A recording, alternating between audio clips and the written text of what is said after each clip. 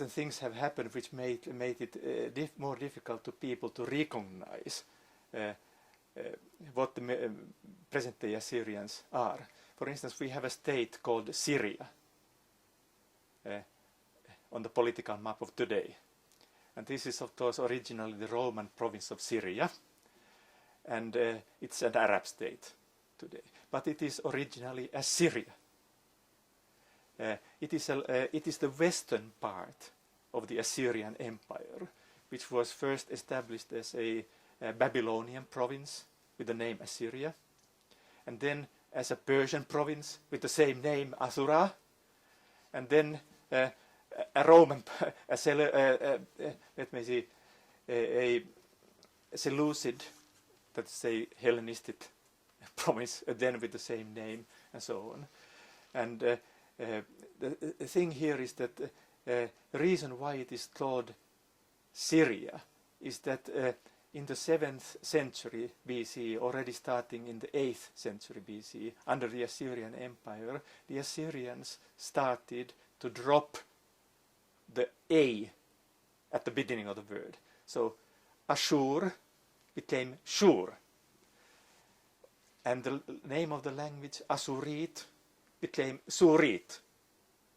And from that, Greeks got the name Suria, which later became Syria, and so on. So many of the today's Syrians, do not know that they really originate from ancient Assyria, but the identity, Assyrian identity, has better be preserved in the eastern part of the old Assyrian Empire, which was the so-called Assyrian heartland,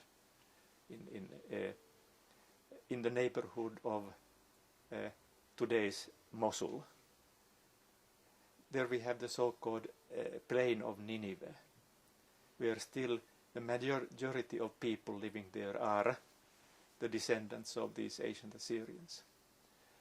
And at the moment, as a consequence of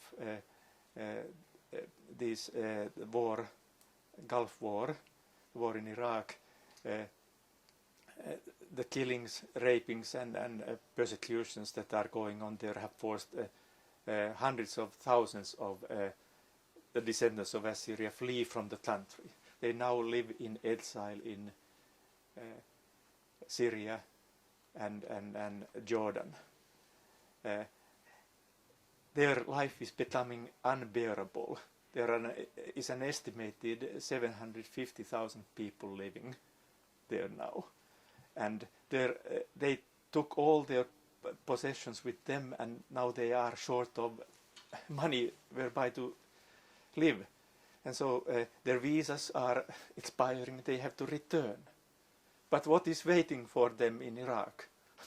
Killings, murders, rapes, things like that. They need a safe place, safe haven, like the Kurds have gotten under the US umbrella. And such a haven, safe haven, has been proposed for this plain of Nineveh in the ancient Assyrian heartland. And I heartily hope, that this thing that is really possible on the basis of Iraq's modern constitution will become a reality. Otherwise,